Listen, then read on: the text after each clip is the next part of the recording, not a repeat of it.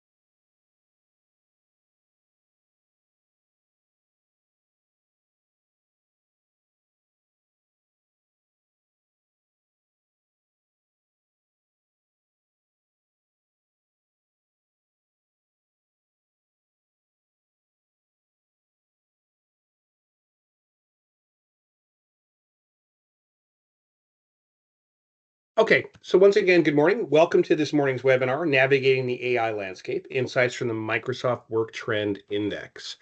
My name is Chris McNulty. I'm going to be hosting today's webinar. So today we're going to take a little bit of time and introduce you to our panel.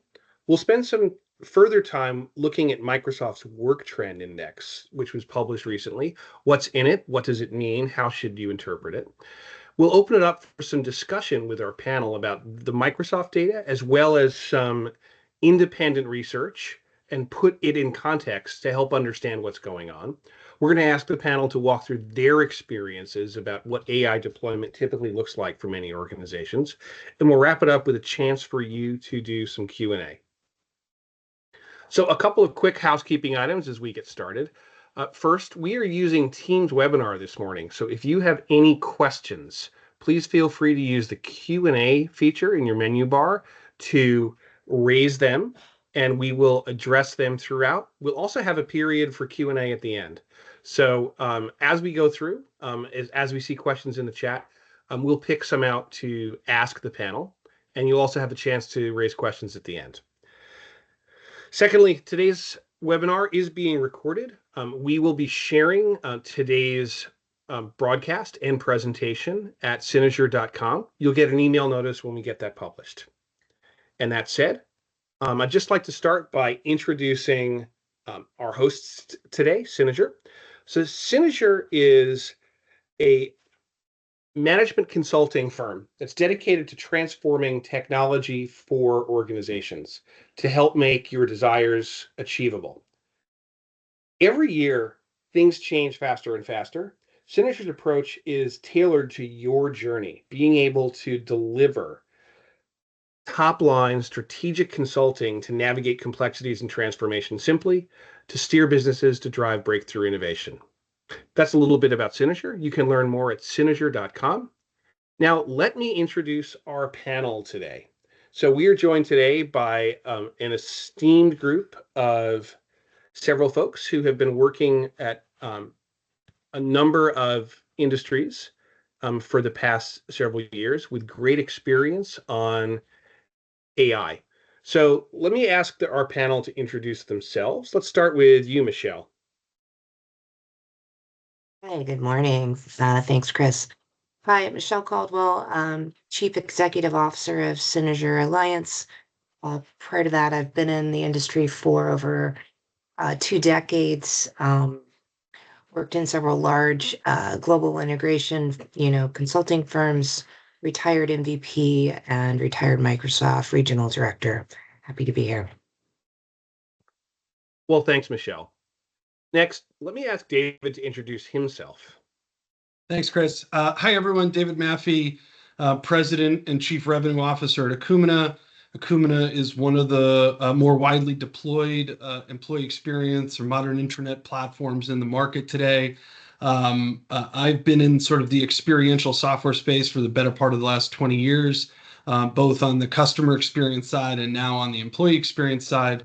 And we work, we're sort of taking advantage with our customers quite heavily and quite rapidly right now, as we'll discuss throughout the course of this webinar, that sort of the onset of artificial intelligence and what it means to driving more efficiencies and optimization internally as employees look to get more out of their business, and the business looks to get more out of the employees. Terrific. Additionally, I don't see Jill out there. I know that she was running into a delay this morning, unless I am mistaken. So let's continue on. So I'd like to start by introducing some of Microsoft's most recent findings that they published as part of the Work Trend Index. Now, the Microsoft Work Trend Index comes from the Microsoft Work Lab, which is a think tank that lives as part of the Modern Work Unit that has been doing research for the past 4.5 years. And so Work Lab publishes a report based on their findings about every year.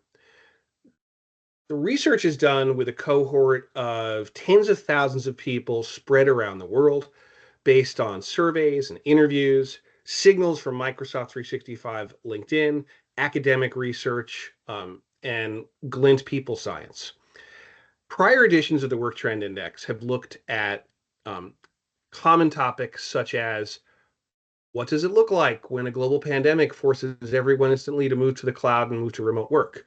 What does hybrid work look like? What's the impact of employee surveillance systems on workforce dynamics and other topics of interest? If there's are of interest to you, I'd encourage you to take a look at aka.ms/WTI. But the most recent version of the Work Trend Index was published in May, and it's looking at the impact of AI in the workforce today. And I think it had some very interesting findings here. One of the lead lines there is 3/4 of knowledge workers are using AI today in the workforce.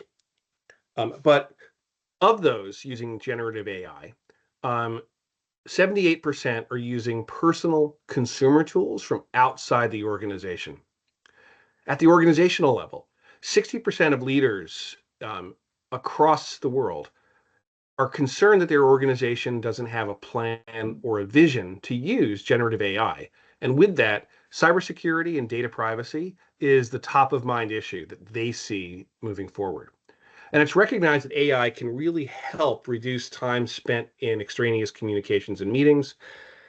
Those skills and training are in demand, but it's hard to find those skills or justify the funding that's going on there. And so I'd like to bring our panel in, looking at those findings. And I'd love to get your thoughts on what you think of the Microsoft data, that especially, let's start with that 75% number. What do you think that signifies? That's a really large number. Michelle, can I start with you? Sure. So based on our field research with customers, I would call that more, I don't know, we call it AI curious. I don't, we recently presented at a couple of conferences, ran some full day workshops with clients over the past year in the space. And what we've found is that, 53% of the audiences we've been in front of had little to no experience with AI. I've often hear people say, well, I dabble with it to try to come up with an idea for something, or I may have tried to use it to increase the tone or content of an email to a specific or special audience. But beyond that, we're not really seeing at scale yet. Customers really being able to understand how to use it to significantly impact work on a broad enterprise scale. David, what are you seeing? Yeah, no, I agree with that, Michelle. It's interesting. Anytime technology rolls out like what we're seeing with artificial intelligence, and we're like literally coming up on the 1 year mark of people like knowing what ChatGPT is, right? It's been out there certainly for longer than a year, but we're sort of at that inflection point where the masses have now been hearing about it and sort of know what it is. My parents, who are in their late 70s, know what this is, right? So it's this interesting technology phenomenon that's emerged. And I agree with you. I think that Microsoft's data takes some liberties. And in survey responses, someone's, have you ever touched ChatGPT or the Google systems or any other AI tool? And you check yes on that, and all of a sudden now you fall into the 3/4 of the people that are using this at work, when in reality, I think your point around calling it sort of AI curious is dead on. I think that not shockingly, probably for the attendees on this webinar, we've seen in the Akumina world across our customers, you see some customers that are sort of very focused on how they can use these tools incredibly quickly across the organization to drive change. But that sort of very quick sprint ends up turning into more of a walk or a crawl as you run into questions, as Chris pointed out, around cybersecurity, around scale, around data protection, and just what it means in the broader sense of how technology gets adopted. And so you have certain sort of like headliners that are out there that are using the tool. They may be paying for a plus subscription of ChatGPT themselves, and they're getting value out of it, whether it's in content creation or tonality or image creation, even problem solving. But I think that what we've seen across our customers, and across our 8 million plus daily active users on the Akumina platform, is that very few people are using AI in any sort of enterprise, well-regimented, strategic way that cascades the business. It's more in these pockets where you have people that are frontline technology thinkers or communicators who are saying, hey, I've seen value in how this helps me, and I'm going to take advantage of that value. But the business hasn't really articulated what this means for us on the whole. Yeah, it is, not to speak for Jill, but her and I have talked a lot about their journey. And if she were here, she would probably also add, David, that if the fundamentals of adoption, or if we're talking, let's say, Copilot, if the core fundamentals of, say, Teams adoption isn't truly instantiated in your organization, then you're going to really struggle with getting the value out of something like Copilot. So the fundamentals still matter, just like with any other new amazing technology we've seen come out in the last 20 years. The fundamentals matter a lot. Yeah, for sure. And I think, you mentioned the magic word Copilot. I remember a time where if you wanted to describe different types of soda, you would just generally refer to it as Coke. And I feel like we're at a time right now where we're talking about artificial intelligence, and people just talk about Copilot and assume that this tool that Microsoft has created is the be all end all, not understanding that it is just one small instantiation of this incredibly powerful and potentially scary, but definitely world-changing, opportunity that it presents across sort of every possible industry that you could think of. Yeah, it's one category of a type of AI, right? Generative AI is a type of category, but doesn't cover the entire landscape of AI for sure. Let me ask, I think this might be a somewhat obvious question, but do you think, on one hand, everything that generative AI is being suggested for these days is an appropriate use? And on the other side, do you think we know all the ways that Gen AI is going to be used 5 years from now? I can jump in and take that first. Sure. So probably the answer to both is no. So I think that, and again, people in attendance today might know that there's, like any other new powerful technology that's unregulated, and that presents people with opportunities that they didn't know existed previously. There's opportunities for bad actors to exist in that world. And I think that's part of the reason why, Chris, tying back to your original point around sort of, the nearly 70% of people that are not totally sure what's going on because of cybersecurity, because of data protection, because of what if you're relying on and making decisions on things, and frankly, you're just getting the wrong answer, right? Which is a real thing in this world today. And so I think that, there's a lot of good that generative AI can deliver in a lot of different areas, as Michelle pointed out. There's also a lot of things that it can not get correct, or that it can take people down weird places and paths, or can be used by bad actors in ways that candidly and somewhat scarily almost, put a cloud around some of the sort of negative data breach things that we've seen out in the world today. In terms of your second question, is I think that when you think about the amount of change from like last August to now in generative AI, when you think about the next 5 years, I don't even think we've scratched a millimeter in on the surface of what global enterprises will be doing with generative AI, how it will have advanced, what it will be possible for. And I'll talk in a few minutes as the webinar goes on around sort of the different areas where we see our customers using it today. And I think those are interesting areas now, but I think that the way that you think about this 48 to 60 months from now is going to be very, very different and in a lot of different ways. Well, I'd like to broaden the discussion a little bit. Let me bring in a few other data points that I'd love to get your thoughts on. So in looking at that, Michelle, I know you had mentioned some of the additional research that Synozur did at the M365 conference several weeks back. So your findings were that in the audience that you surveyed, which was numbered into the hundreds, over 53% had little or no experience with AI. 49% of them reported little or no use of AI anywhere in their organizations, and their overall impressions were that, based on some of the qualitative data, well, that AI was interesting, but cost and security were top of mind.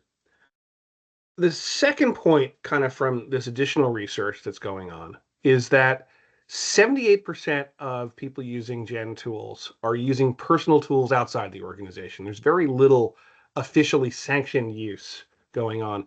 And I think this is borne out by some of the more recent research that's been published in places like the New York Times, which found that fewer than 5% of US companies are using AI effectively and at scale today. So in looking at that, the other dimension I'd like to bring in is just the nature of digital work. And so with this, just to provide some guidance, where we were about 8 years ago is about, based on industry research that Microsoft funded with Nucleus, people spent about 4.3% of their time looking for content that already existed in the organization. And if you gross that out, that's still a huge productivity drain, but it was at 4.3%. By 2021, that number had reached over 15% of people's time was spent looking for or rebuilding content that they already had. Just last year, Microsoft reported well over 2 billion net new documents are being added daily to Microsoft 365. And if we look at the work trend index more broadly, nearly 3/4 of the workforce is struggling with the pace and volume of work. We saw these numbers go up in the pandemic, and they really haven't come down. And it's shown in things like email overload, how much time people are spending in meetings and after hours work. And the numbers that I find most head scratching is people are spending more than half of their time talking about work in things like emails, chats, and meetings, and less than half of their time actually building and creating new things. So the demands of content in the workforce are pulling people away. And so I'd love to bring this back to the panel and ask you all, do you think, looking at that broader data, first, what would you recommend to our audience based on that expanded data set that you're seeing there? Well, I Michelle, think let me start with you. thanks, Chris. I think if you look at the progression of those data points, one, most organizations have had data governance, content governance issues for a long period of time. I think the pandemic just compounded the issue.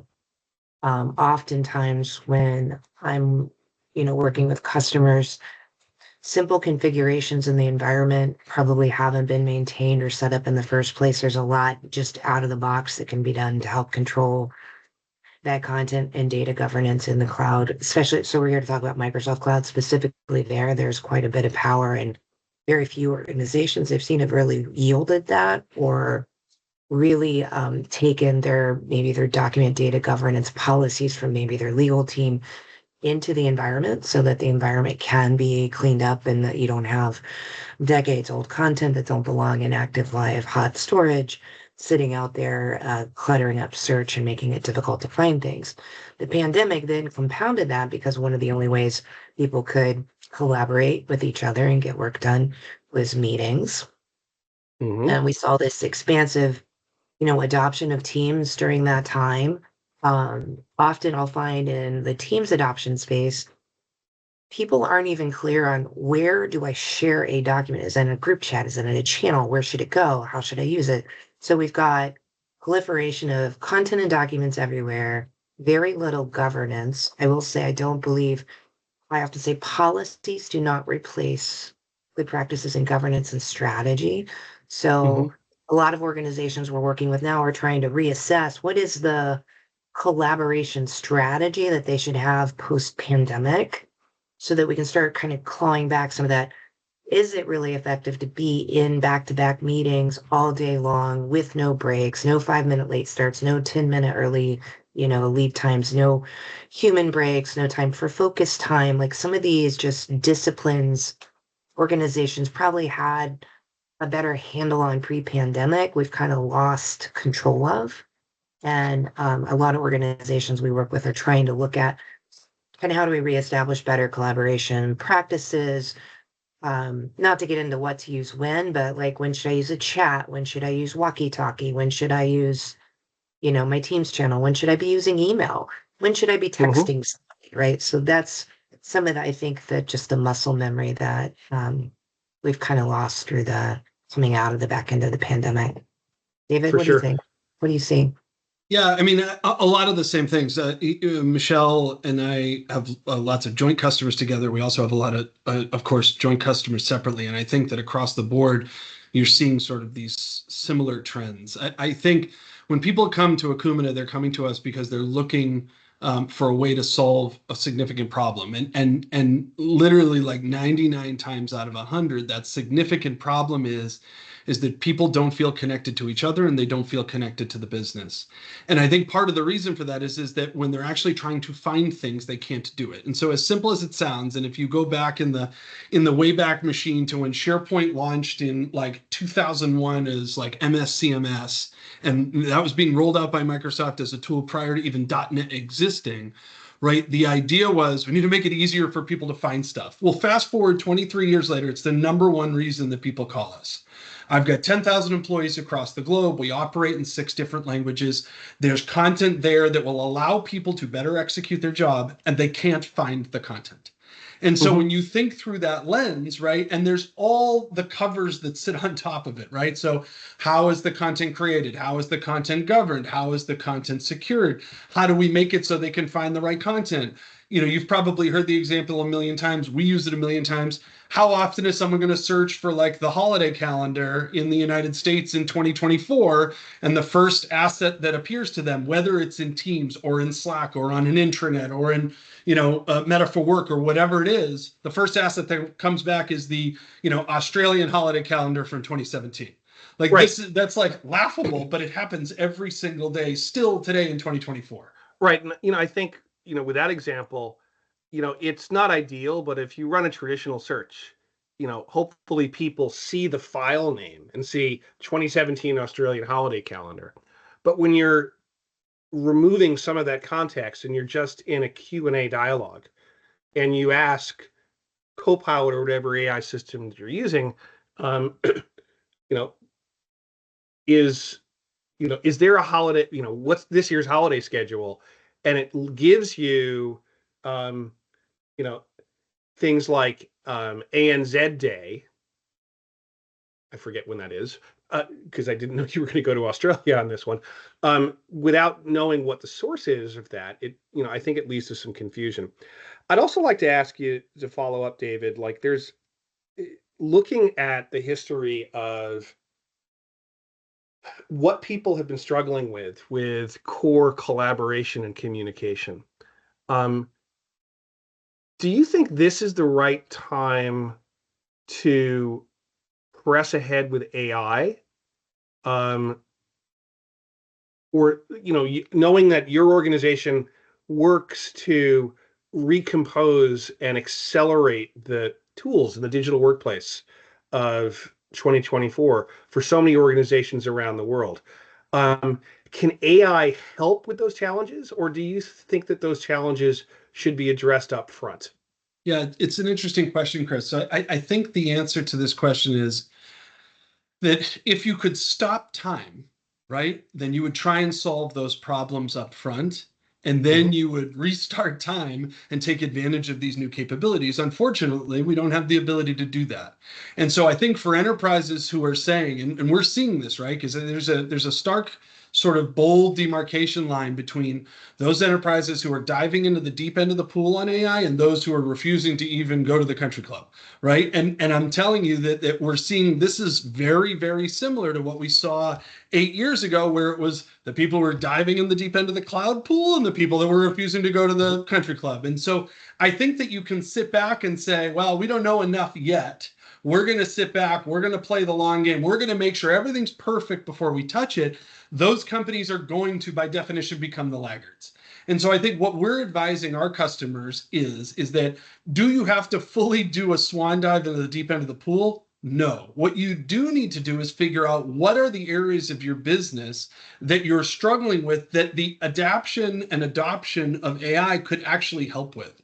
And I think that going through this sort of crawl, walk, run or crawl, walk, sprint approach with AI, very similar to sort of how we talk to customers about starting their intranet journey or their digital workplace journey, is the right approach. You don't want to be left behind. Yep. It is powerful technology. It can do a lot. How do you take advantage of it in chunks so that as it gets better and accelerates, you're in a position to scale with it?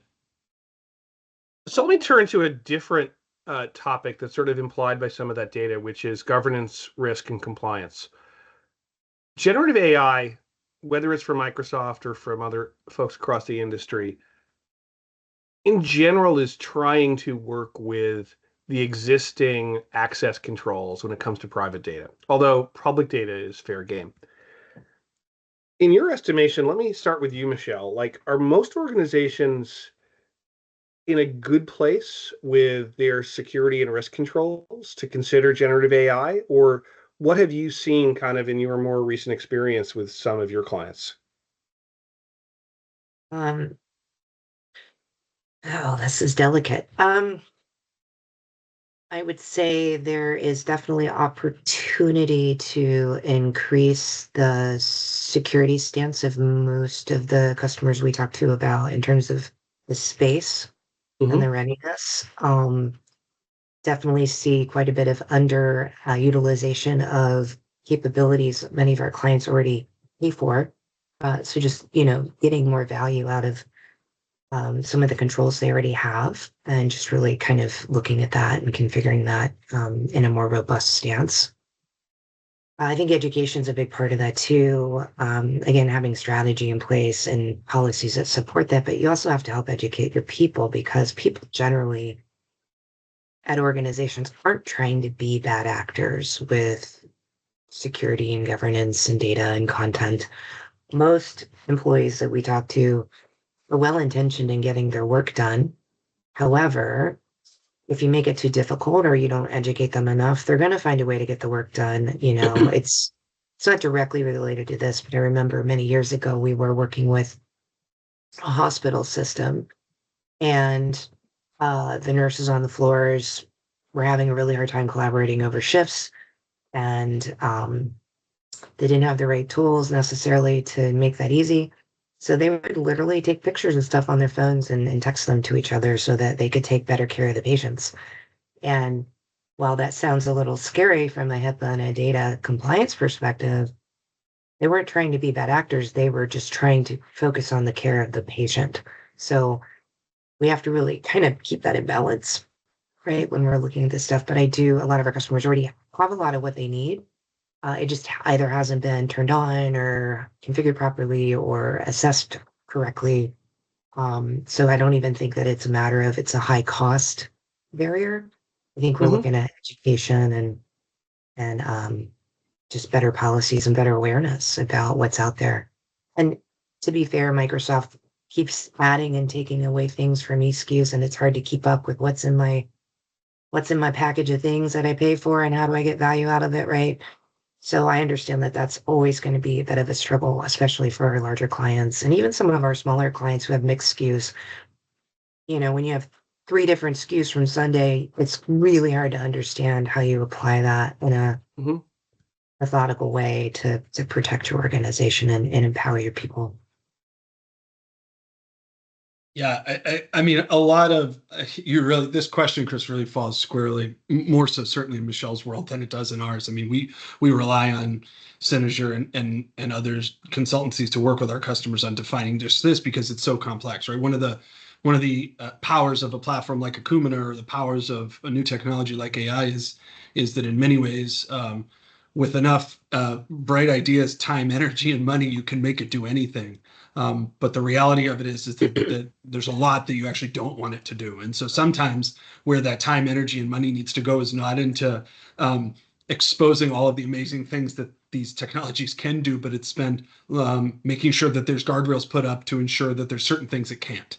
And I think that's one of the things that's critically important. You know, we talk to customers all the time, and it's all about, can I do this? Can I do this? Can I do this? And we'll sometimes pump the brakes and say, what are you not supposed to do? What are the things you don't want your employees spending time on? And people don't think that way, right? They don't say to themselves, what do we want to stop? They say to themselves, what do we want to accelerate, or what do we want to offer? Or what do we want to make available? But there is a balance there of making sure that there's responsibility that exists to be able to create the types of experiences and frankly, in the world that I'm in, careers that these employees are looking for, while at the same time driving profitability of the businesses that they support.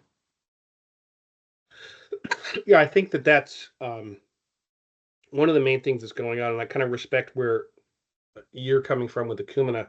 Let me go back to something else that we've heard interspersed throughout the last 6+ years, where digital transformation has been a watchword of the whole technology industry. And we've heard a lot about distractions and how many tools people have to pay attention to, sort of that how many inboxes do people have to look at between Outlook and Teams and all these other things that generate alerts and all the rest. And so along come the approaches for Gen AI, which in some cases are running independent applications, and in some cases are introducing new application surfaces that exist inside others. Given that rise of data that we looked at, obviously there are more and more things for organizations to pay attention to, whether they're looking at things that require approvals somewhere on Power Platform, or transactions happening in Salesforce, and all of the different systems that comprise the modern organization today. David, in your estimation, how are organizations contending with kind of the number of net new applications that are demanding their attention, and how do you guide them on that? Yeah, I mean, I think it's a really good question. It's we live in this world where Akumina's ideal customer profile is, an organization that has thousands of employees and up, that is widely distributed, and that they're trying to figure out from both a technology perspective and a communications perspective how to increase communication, collaboration, and optimization across the business. I think that, we talk a lot about being able to be the foundation of a digital workplace. I think a digital workplace is a strategy. It's not a tool that you can buy. So, but a strategy needs a solid foundation. And when you're applying technology to it, having a platform such as Akumina's, or even some of my competitors who are doing really well in the market, you get into a situation of wanting to create less distractions. And so, we talk a lot with customers about this concept of a universal inbox. And that doesn't mean that I take absolutely everything that I could ever possibly touch and jam it into one central area, right? But what it does mean is that I need to start thinking about the things that will provide tangibility in sort of productivity gains. And what that means is that the things that I'm doing daily or weekly or even monthly that I have to jump to these different systems for is going to be a drain on that productivity. Gartner refers to this as context switching. So if I'm in Outlook, and then I'm in Teams, and then I'm in Salesforce.com, and then I'm over in SuccessFactors, and I spend my day jumping around. And there was a research piece that was written by Gene Pfeiffer before he retired a few years ago. And he said that after the sort of traditional knowledge working employee jumps through more than 4 modern cloud system interfaces on a given day, their productivity like plummets. Like when you get to number 5, your productivity drops by 50%. When you get to like number 7, it drops by like 90%. That's interesting. So I haven't seen that before. That's great. yeah, so for us, it's about if we can't take everything and put it in one place. Or by the way, we will do to the world what Teams has kind of done, like a little like too much altogether. But if I can create something where I can take things that are actionable and are relevant and contextual for an individual user and center them for that user, I can reduce context switching and I can put more in sort of their purview to allow them to actually do the thing you said earlier, which is work on work instead of talking about work. Yep. Yeah, I mean, I think you kind of opened the door to our next topic in this discussion. You talk about bringing things together. The potential of generative AI is in part, if you are able to bring things together, then Gen AI can reason over it and give you the right synthesis there. What should you pay attention to? What should you not pay attention to? I know that I use Copilot sometimes to wade through my inbox, particularly if I've been away from it for a while, to help make sense of what should I pay attention to first.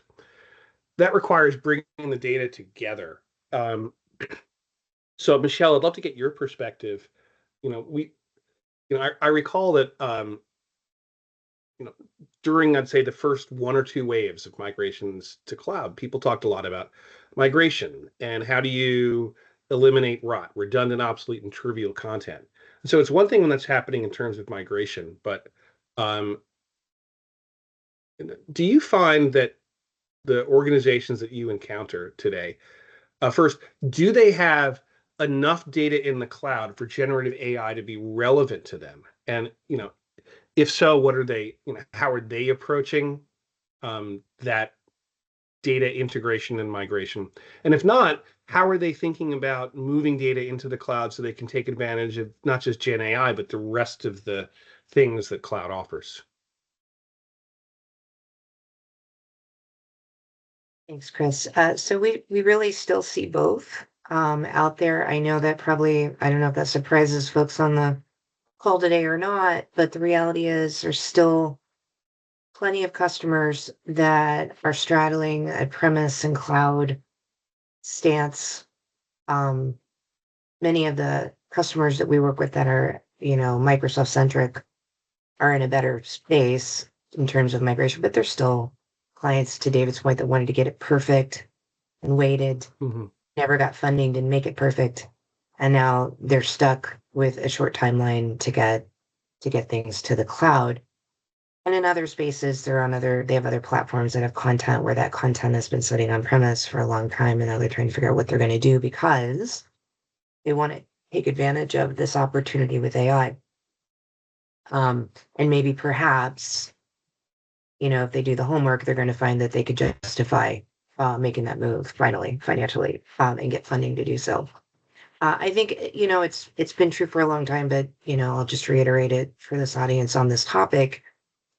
Strategic integration, when we're looking at this kind of space, not everything has equal weight and value to the business in terms of content and data. So, right, be strategic. Don't move everything, all the things. Not all the things probably have as much impact or value. And quite honestly, a lot of things should be in some kind of archive or something else for so many reasons for the organization.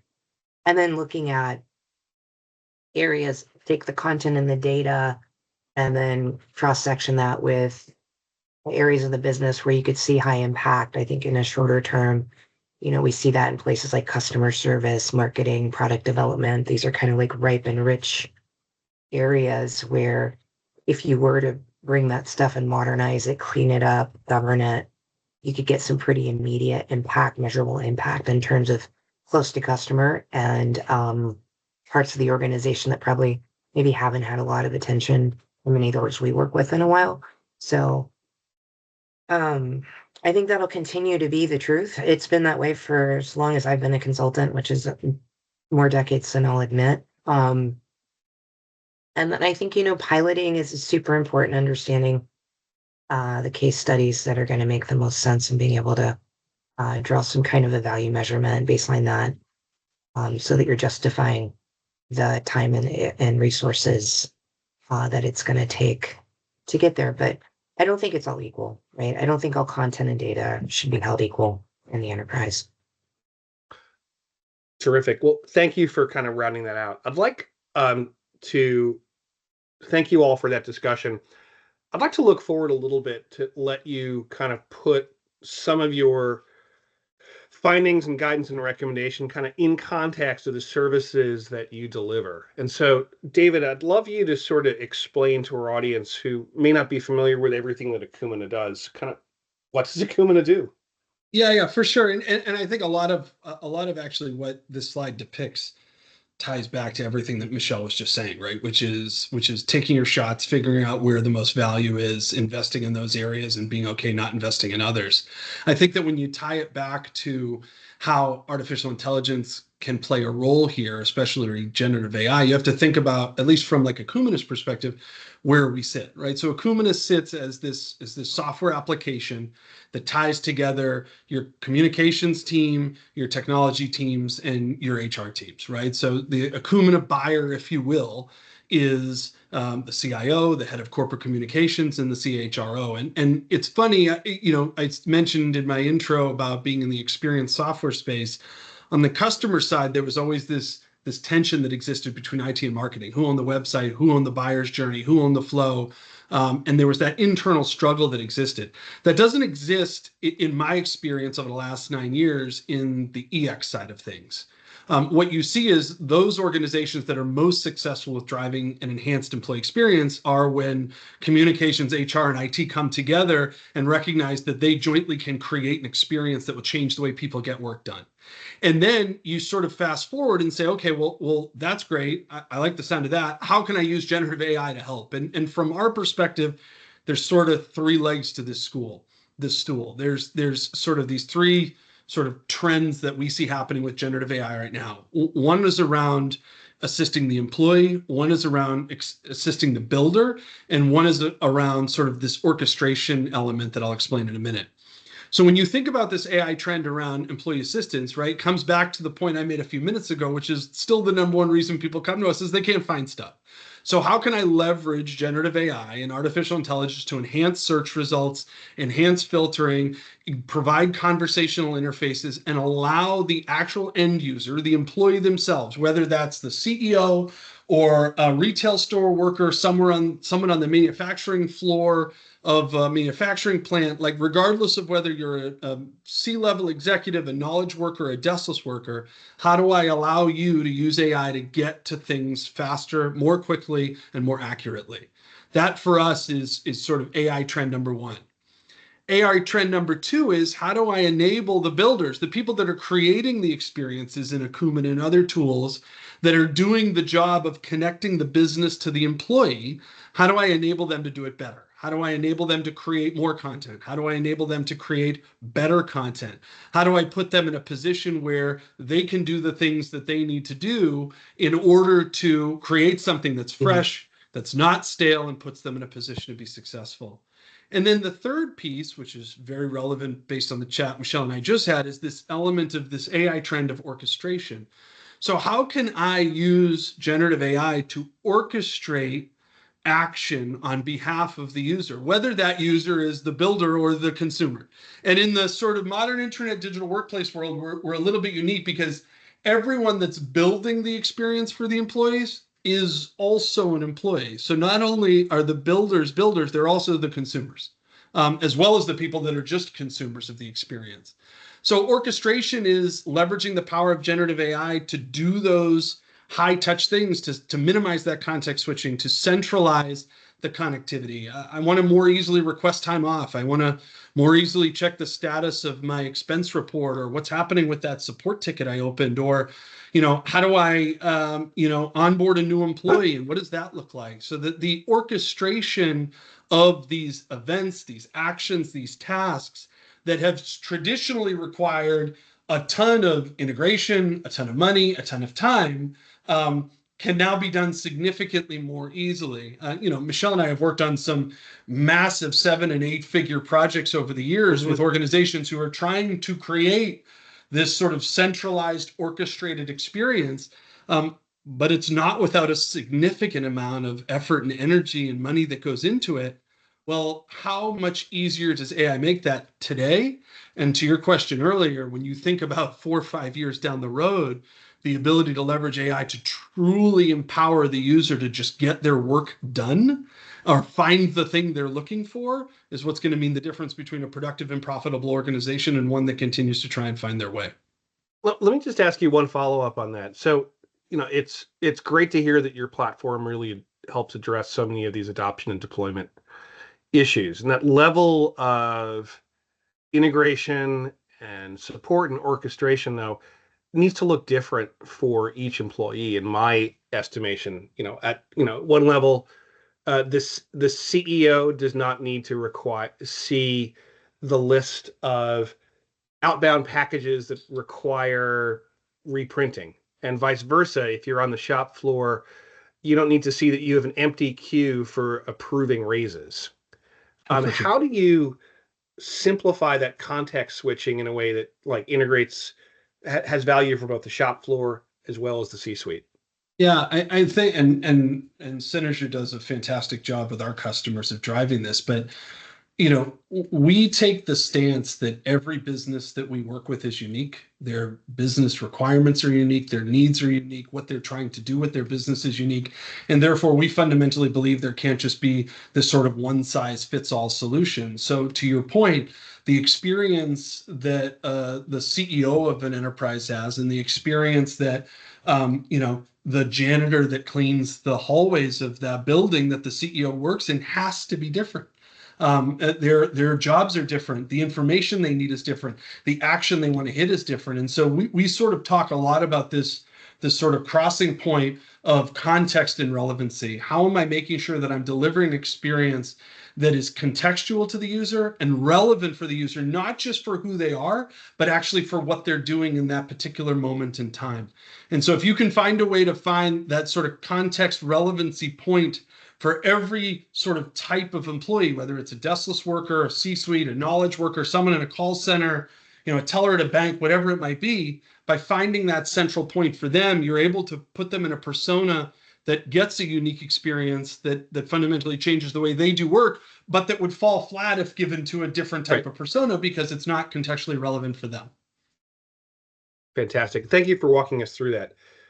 Michelle, let me kind of bring you in on that. When you reflect back on your experience and the data and discussions we've had today, can you kind of bring together what is your guidance to the audience for how to think about generative AI and what are the principles that you recommend for the clients that you work with? Yeah, thanks, Chris. So it's, a lot of customers are excited, right? Microsoft's done a great job in terms of marketing the potential of some of their, AI capabilities. However, what we find if customers rush ahead and they forget to do some of these core things on the slide here, they end up having to back the truck up and do it anyway. It's almost like unavoidable things. So really understanding the specific business challenges, like I was talking about earlier on the call, that one are most ready or ripe or most impactful. And sometimes those are low-hanging fruit areas of the business that you should start with. I don't believe in this is a little counterpoint a little bit to what Microsoft says, turn it on and it's going to be great, everyone all at once. I don't see that as a successful strategy. So having a strategy to start, it's so important to get senior leadership buy-in and even truly building steercos that stay along for the ride and the vision and make sure that the organization stays kind of true to that strategy and it gets pulled through when you get into implementation. And then designing those experiences, right? There's a lot of components to making this work. So have a mind's eye on not just implementation, but the experience design matters a lot. And that's an area that we're pretty passionate about, as David's mentioned. And really looking at that human-centered approach. And then adoption, measured approach to adoption. Adoption is so important. David mentioned earlier, we don't know yet about this space. And I can tell you just for our organization, we've been on Copilot now for some time. It evolves weekly. So if I have an experience a week ago in, say, Excel that I didn't think was meeting my expectation, I may go in a week or two, and that experience has been elevated because it is constantly changing. So this idea of evergreen or ever available and evolving adoption access for your folks, continuous learning, it's not a one and done. I've taught my people how to do, prompt engineering. So we're good. That's not going to be enough. Right. So that idea of community building, continuous learning is another area that I think needs its right attention. And just like anything new that's moving quickly in the technology space, I think this is pretty common stuff, but often gets missed in terms of early projects or expectation of investment. But they're kind of the critical pillars of success. Yep. Well, thank you very much for that. And I wanted to just appreciate your time as well as David's.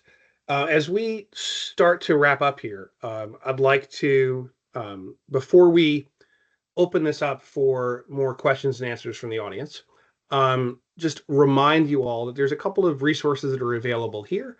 First and foremost, if you're looking to get started on planning and budgeting, Synozur is offering a free consultation in their AI strategy North Star workshop. You can click the link here, or you can go to their website to learn more about that. Synozur's also shared their findings in a blog post, which was published recently, that you can navigate to here. From Akumina's perspective, David and his team would love a chance to show you the value and virtues of their platform. You can schedule those demos anytime at www.akumina.com. Please continue to sign up for updates with Synozur. You can follow them on the website as well as across social to get their latest news and events. So that said, I want to turn a little bit of time over to all of you. Thank you for your time today. Would love to get any of the questions that you have that you might want to be able to share with the panel. And a reminder, if you go to the Q&A button at the top of your screen, you'll be able to put those questions in there and we'll be able to pick it up and share it with them. We'll give a moment for people to add those. Here's one question that we've gotten. So looking at all of the marketing and case studies and stories, it feels like we're way behind the curve in terms of planning and adoption for AI. How should we feel about that? Are we losing competitive advantage today by not moving as quickly as possible to generative AI? David, let me ask you to comment on that first. Yeah, so not necessarily, right? I mean, I think the answer is maybe, and it all depends on where your business is at. And I think one of the things that Synozur does really well in the North Star workshop is actually help you answer that question, right? So it's a free workshop. They'll dig in with you. They have so many insights in terms of what others have done on their own with AI, with platforms like ours. So I think it's a tough question to answer without understanding more about the business and the use case and what you're trying to do, what you've maybe tried so far and failed. But I think, really digging in and understanding sort of an understanding of where you're at and then an understanding of where the masses are puts you in a position to be able to do that. Great. Thanks, David. Michelle, I'd love to get you to expand on that. So I think, one of the reasons we were motivated to do this webinar was that some of what was in the WTI report, as David mentioned earlier, there's some kind of liberties taken with the impression that might give to customer organizations. And so we just wanted to bring the sense of don't panic. You're not behind, right? If you're looking at it, you're thinking about it, you're trying to figure out what to do, you're probably alongside of most other organizations right now. However, I will caution, if you wait too long, employees are AI curious. So they, in the lack of guidance and supportive structures for this, they're probably going to continue to be curious and more curious. And so I don't think necessarily it's something you cannot take action on at all. I think it is something that you do need to do something about, and do that something near term, right? If you're not already in it. But do try to take a breath and have a strategic approach to it, so that you can actually have success with it. I often hear about, oh, there's free deployment money, and I got this money from Microsoft, and we went ahead and did a deployment pilot. And that may not necessarily be the right, correct place to start given our experience, right? Getting leadership alignment, having a strategy, understanding where and when you should be looking at it department or group by group. That's going to give you a more sustained, successful outcome. Fantastic. Thank you very much for that. And I also wanted to thank David, and of course, thank all of you for making time to join us this morning. If today's webinar was helpful to you, and we hope that it was, we will be making it available on demand, which will be shareable. So the recording, along with a copy of the slides, will be posted within the next 24 hours. Please watch your inbox for details on when that becomes available. That said, thank you very much, and look forward to being able to join you again soon at a future event. This ends the webinar. Thank you. Bye. There's one hand that just went up. Praveen, if you have a question, if you can add it to the Q&A, we will try to respond to you offline. Thank you.